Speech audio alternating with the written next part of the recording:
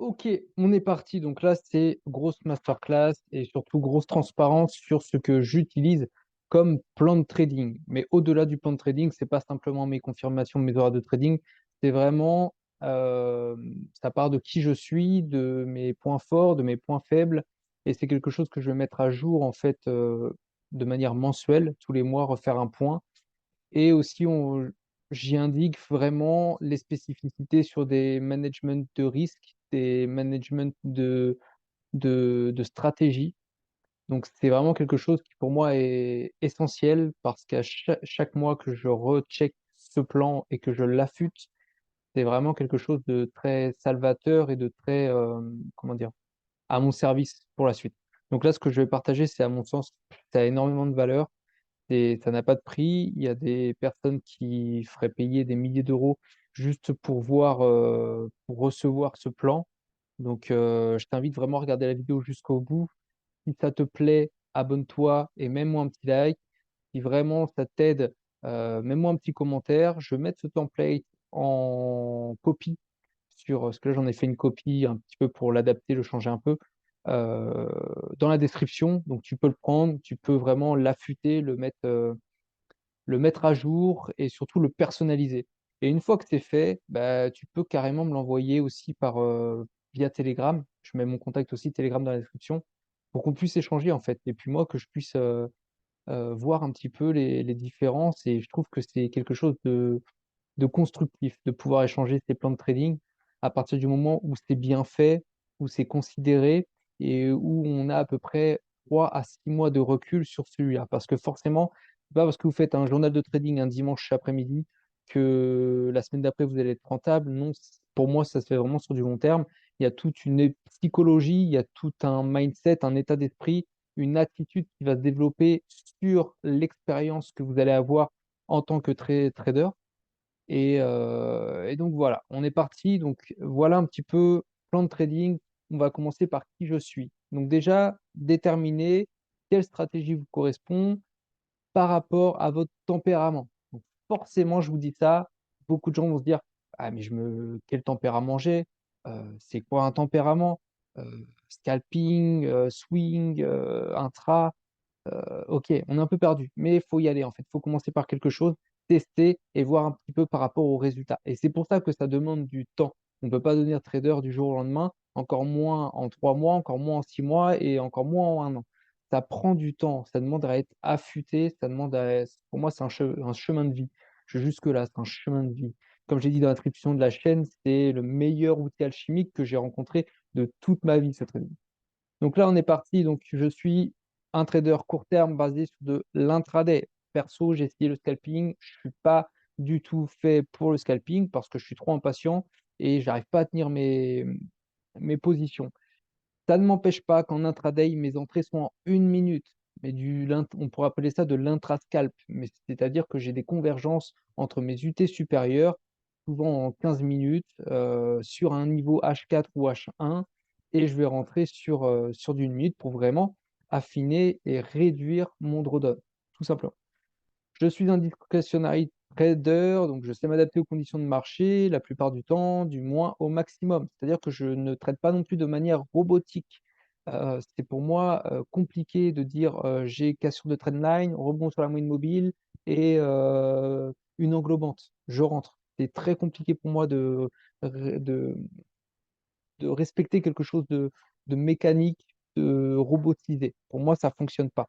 J'ai besoin d'avoir une compréhension globale. C'est pour ça que je trade à l'ICT avec des concepts SMC, parce que ça me donne vraiment une compréhension de liquidité, de prise de liquidité, même si c'est pas ça. Au moins, c'est l'histoire que je me raconte. Elle fait sens et elle est cohérente pour mon trading et pour moi-même.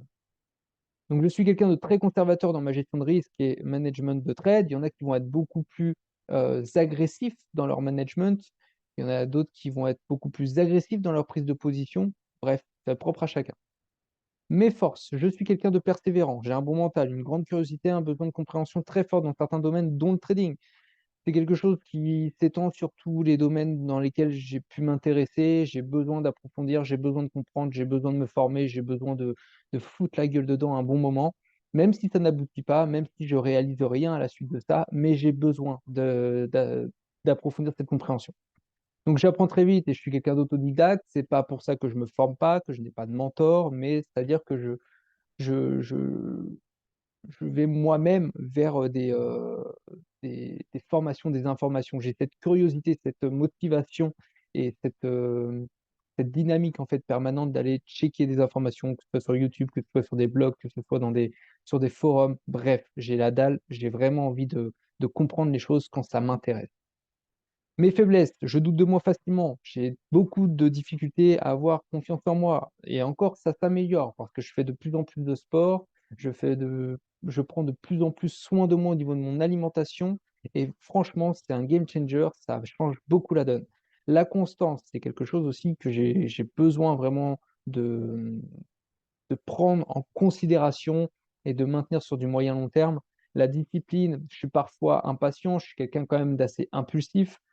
Hem et j'ai tendance aussi et très facilement à me focaliser sur l'argent, sur les gains financiers et non pas sur le process. Donc ça, c'est quelque chose que j'ai vraiment identifié. Maintenant, j'arrive de plus en plus à faire le switch, tout simplement. Différents patterns psycho, donc c'est des patterns que j'ai pu rencontrer moi-même ou que j'ai pu voir aussi chez d'autres traders. Alors lorsque j'essuie 2-3 pertes d'affilée ou alors que le marché ne se comporte pas comme je le veux, ce qui est impossible, je le rappelle, il peut pas se comporter comme on le souhaite, ce sont des probabilités.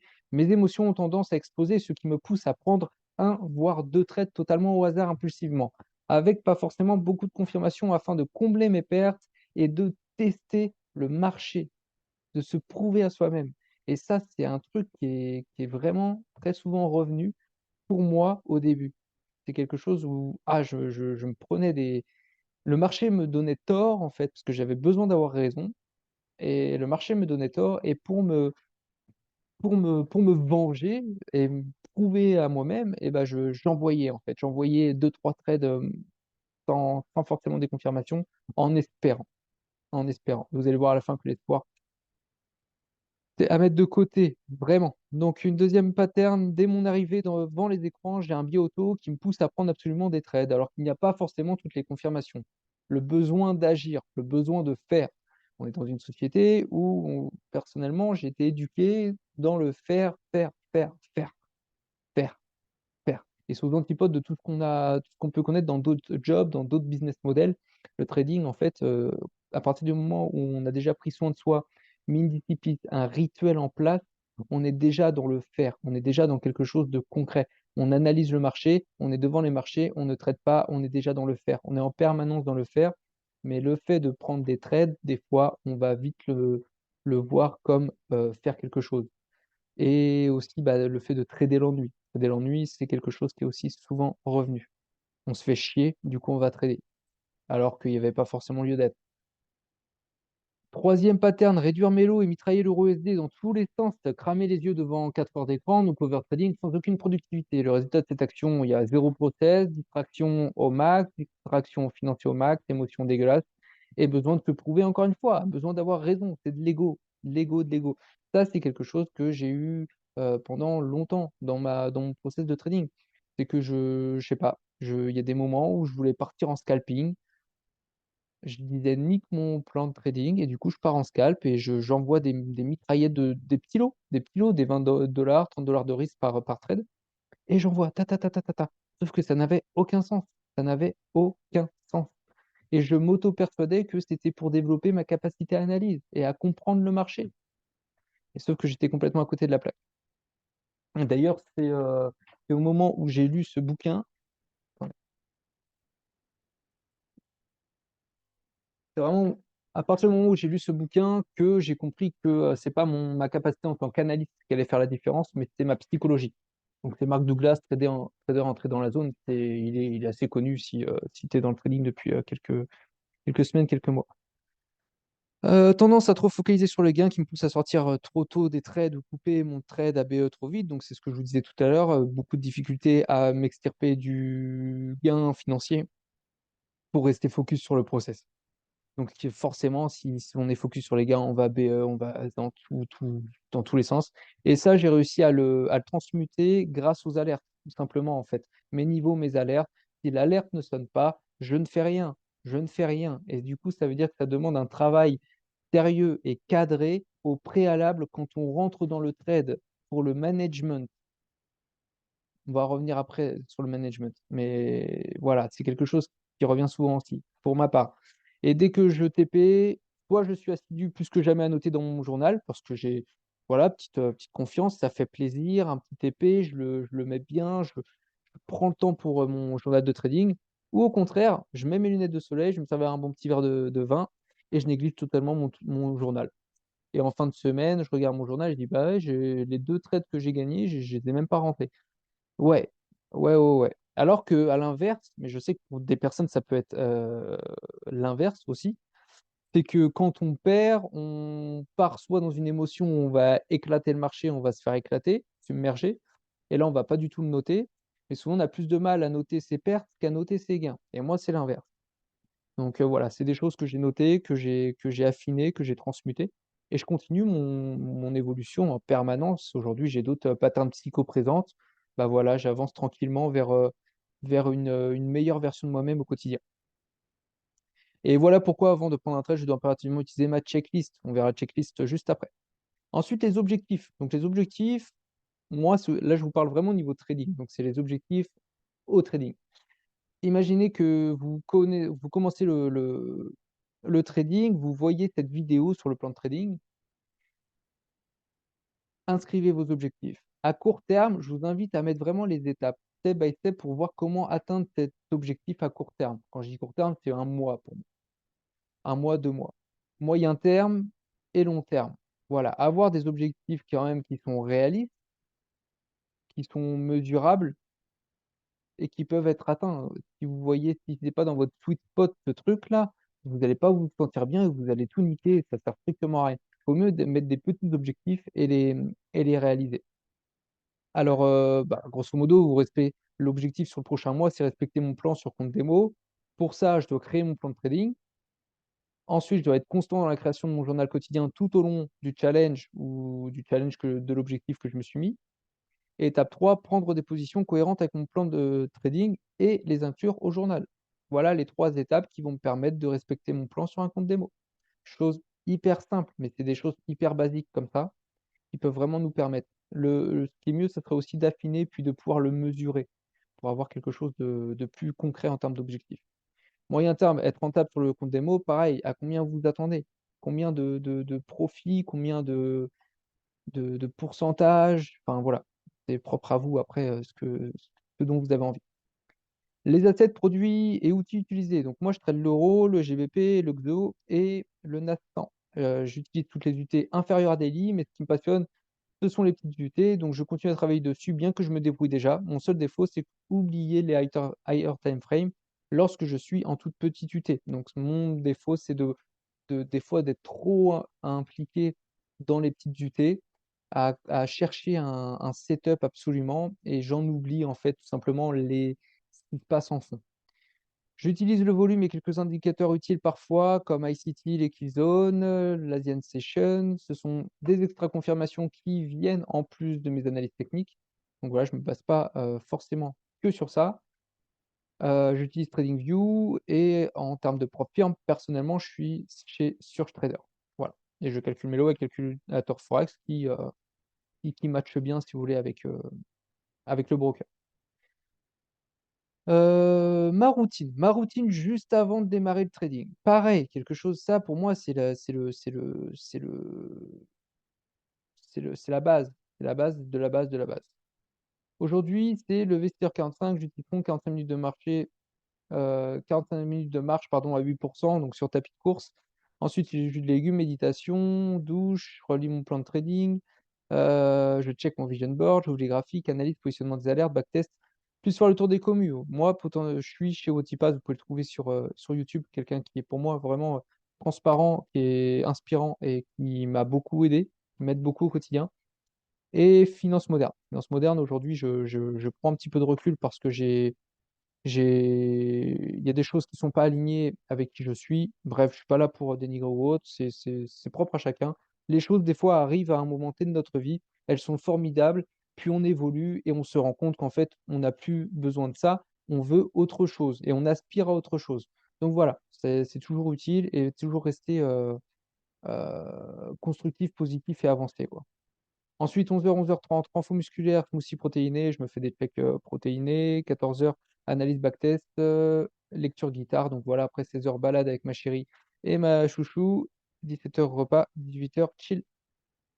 Voilà un petit peu. Mes journées sont cadrées tout simplement. Des rituels, les habitudes, c'est de la merde. Les habitudes, c'est ce qui nous c'est de la merde. C'est de la Les habitudes c'est nul à chier. Des rituels, c'est mieux. Forcez-vous à avoir des rituels, des rituels, des rituels. Les habitudes, c'est nul.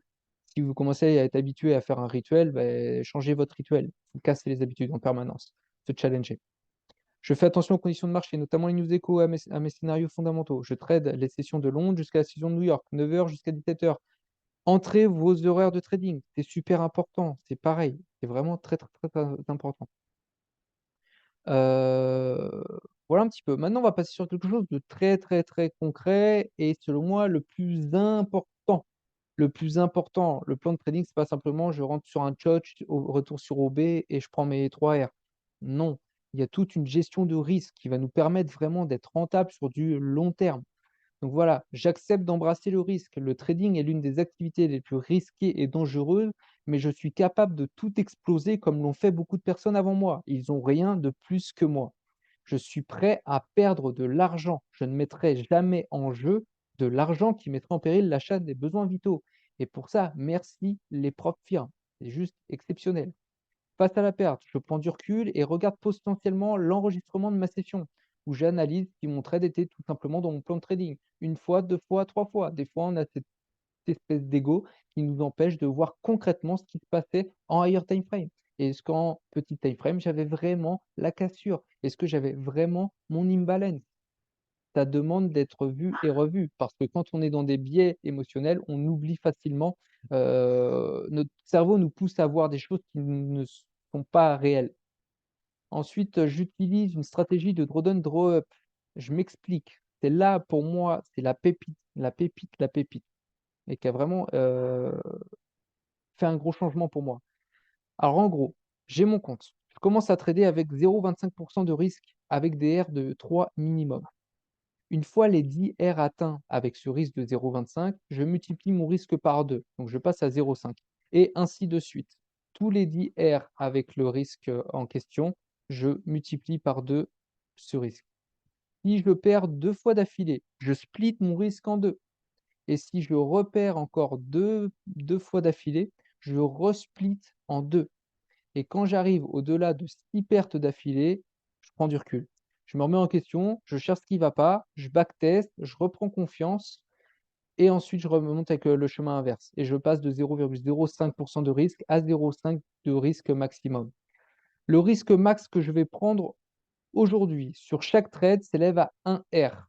Pourquoi 1 R? Je ne peux pas mettre de pourcentage ici parce que comme vous l'avez vu, en fonction de là où j'en suis avec mon drawdown, mon management de drawdown, je sais pas en fait. Le R, ça peut être 0,25, ça peut être 0,15, ça peut être 0,10 en fonction de là où je me situe. Donc s'élève toujours à 1 R. Voilà, je sais que le R, je me réfère à mon positionnement actuel dans mon drawdown management ou mon draw up management, tout simplement. Le risque max que je vais prendre aujourd'hui dépend de ma situation au niveau du drawdown. Voilà. Chaque trade, avant d'être pris, doit être jaugé en probabilité, où je dois me poser la question: qu'est-ce qui invalide mon setup? Le réflexe, qu'est-ce qui invalide mon setup? Et je mets une note sur 10 à chaque setup, un point par confirmation, sens de la tendance higher time frame, PYH4, PYH1, PYM15, Church 1, Church M5, Church M15, FVG, 50%, OB, breaker block, equal low, equal high.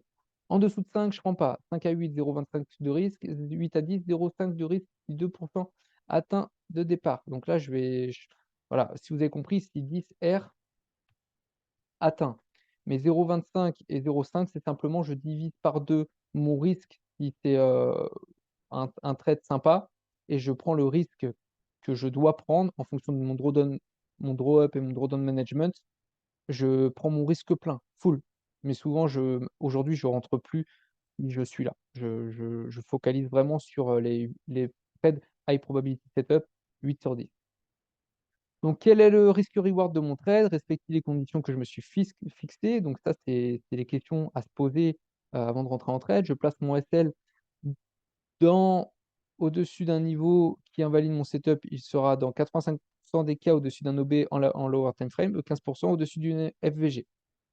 Je fais donc attention au spread, toujours prendre, 1 pips d'écart en fonction de je parle pour l'euro USD, mais en fonction de l'actif et privilégier un SL plus grand. Je ne suis pas sûr de mon SL, je ne prends pas le trade.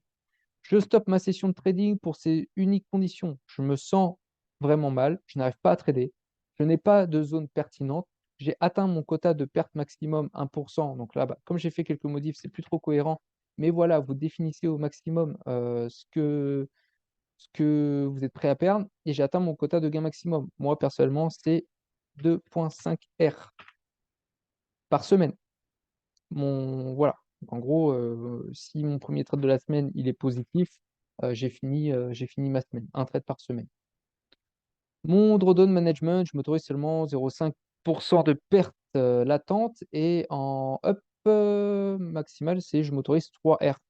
Sauf si le setup est magnifique et dans ce cas, là, je prends une partie de mes gains. Donc comme je vous l'ai dit, c'est 2,5 R. Voilà. Je gère le trade de manière agressive, c'est-à-dire que je BE l'obstacle le plus proche et enfin lors d'un POI où le prix peut potentiellement se retourner. Je regarde en lower time frame si j'ai un BOS, je fais une clôture partielle ou je coupe mon trade en fonction de la proba du setup pour éviter tout regret et ne pas passer en mode espoir. Ok, absolument éviter le mode espoir, c'est dégueulasse en trading.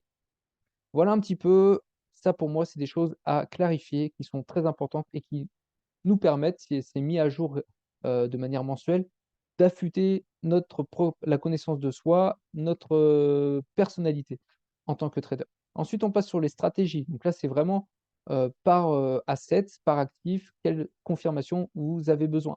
Donc là, je vous partage toutes mes confirmations. Voilà, encore une fois, quelque chose que très peu de personnes vont faire et qui vaut de l'or, mais pour moi, parce que j'ai pris le temps d'affûter mes conditions.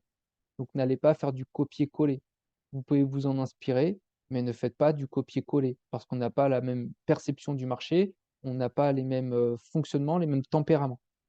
Donc la stratégie 1, je mets les horaires, l'actif en question, le contexte, voilà ce que j'identifie, mes confirmations pour entrer, prise de liquidité, impulsion de 500 points, BIOS, FVG, un ordre limite, avec un minimum de SL, TP au 3 pour 1.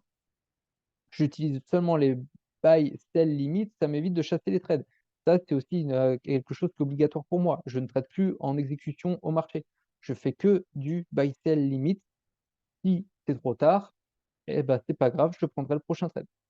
Je me sens à l'aise avec la stratégie car elle me correspond, j'ai la compréhension complète du process. Donc ça, c'est une strat que j'applique de 15h30 à 17h. Donc j'ai 1 heure et demie par jour où je suis vraiment focus sur le Nasdaq. Ensuite, pour ce qui est de l'euro USD, le GBP, et le XO, donc là, c'est 8h à 11h30 parce que souvent, je rentre très rarement sur l'ouverture de New York.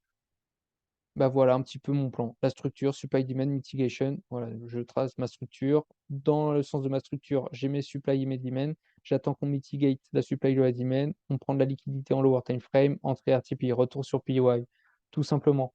Ça paraît simple, mais c'est ma perception, c'est mes confirmations, c'est mon modèle à moi qui fonctionne pour moi.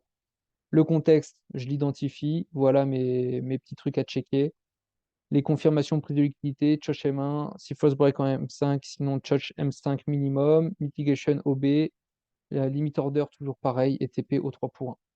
Donc les principes que j'utilise, order block, POI, breaker block, les principes et cycles de liquidité, les structures de marché, les FIBO, les niveaux FIBO avec le sweet spot area, le timing qu'il donne, elle est adaptée aux conditions de marché actuelles en observant le time frame. Ça, c'est la question à me poser parce que le marché n'est pas tradable en permanence.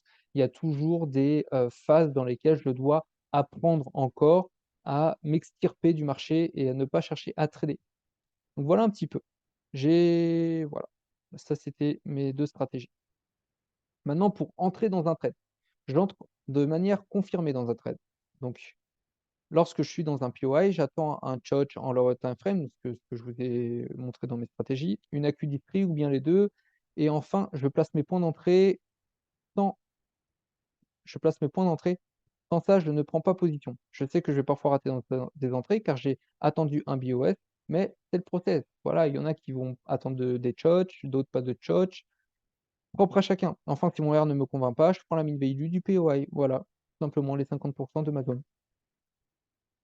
Pour l'instant, je trade tous les jours de la semaine afin de voir où je suis meilleur. Je trade approximativement de 9 heures à 17 heures, mais très souvent, ma journée elle est finie à midi. Oui, une annonce peut m'empêcher de prendre un trade. J'ai une routine pour savoir comment réagir face à une annonce. Ce qui est sûr, c'est que je ne trade plus la devise 15 minutes avant l'annonce et 30 minutes après. Est-ce que je suis en capacité de prendre le trade dans l'environnement actuel où je suis? Je trade depuis mon setup avec une musique qui me permettra de me concentrer. Si ce n'est pas le cas, je suis sur mon portable, je prends l'avion, je prends le métro, je prends je sais pas quoi, je suis en vélo ou je suis en balade ou je suis en famille ou je suis pas du tout, dans l'état d'esprit qui je dois être pour trader, je ne traite pas. Je ne traite pas. Même s'il y a une magnifique setup, high probability setup qui se présente sur mon portable et que je suis sûr à 100 que ce trade, il correspond à mon plan, je ne prends pas le trade. Voilà, revoir la checklist des stratégies. Ce trade est dans mon plan de trading, oui ou non? Pour sortir du trade, voilà, j'ai vraiment détaillé l'entrée, la sortie, les confirmations, le drawdown, le drop management. Voilà, il y a vraiment pour moi, c'est quelque chose qui est vraiment important à clarifier. Les sorties de trade, je sors avant que le SL soit touché. Si, événement inattendu, voilà, je sais pas, toutes sortes d'événements. Il y a les tours jumelles de New York qui tombent, par exemple. Création d'equal low, equal high et que je ne peux pas BE, tout simplement. Je sors avant que le TP final soit touché si formation d'equal low, equal high. Les gains me suffisent par rapport à mes objectifs mensuels et les événements inattendus. J'utilise la clôture partielle ou le trailing stop lorsque à 80 au 1 pour 3 quand je suis dans le biais de fond, simplement. Quand je suis vraiment dans ma tendance de fond, je vais soit en fonction du momentum utiliser trailing stop, soit clôture partielle. La routine après le trading, donc c'est j'examine mes trades. Qu'est-ce que j'aurais pu faire de mieux? Pas forcément, pas bien, bien, et cetera. Je cherche ce que je pourrais améliorer. J'examine ma session si enregistrée, les remarques, plan de trading exécuté à la règle, journal de trading, backtesting si j'ai encore envie de trader. C'est aussi pour ça que j'ai créé cette chaîne YouTube, c'est pour m'enregistrer quand je trade, pouvoir me revisionner, pouvoir record mes sessions de trading en parlant à voix haute et vocalement en merde, voilà, en parlant je trouve pas le mot. En en gros, en parlant, le fait de dire les confirmations à voix haute, pendant que je m'enregistre, je sais que ça va permettre de me faire évoluer et de m'aider. C'est pour ça aussi, cette chaîne YouTube, elle a pour but de vraiment me développer ces compétences. Les golden rules, donc par rapport à tout ce que vous avez vu, tout ce que je viens de vous montrer, un R max de risque par trade, je ne traite pas avant d'avoir médité. Si je me lève en retard, je ne traite pas. Je ne traite pas avant d'avoir fait toute ma toilette et prier. 4 trades max par jour, donc je dois être sélectif. Voilà, les 4 trades max par jour, pas d'overtrading. On reste tranquille, on respecte le plan. Donc voilà un petit peu, j'espère que ça t'a plu. Moi, c'est quelque chose qui m'aide beaucoup, pas au quotidien, mais de manière mensuelle, vraiment à faire un point, de voir où j'en étais et on apprend beaucoup sur soi à mettre ça à jour chaque mois et à voir un petit peu où nous en sommes et faire l'effort d'introspection pour regarder, apprendre à se connaître en fait tout simplement et agir, de la meilleure des façons et arrêter de surréagir aux événements. Donc voilà, le template, je le mets dans la description, en copie. Je t'invite quand même à faire, fichier, créer une copie. Oublie pas de t'abonner si vraiment tu as kiffé, commente, mets un petit like et voilà. Je te dis à la prochaine vidéo et passe un bon week-end. Ciao.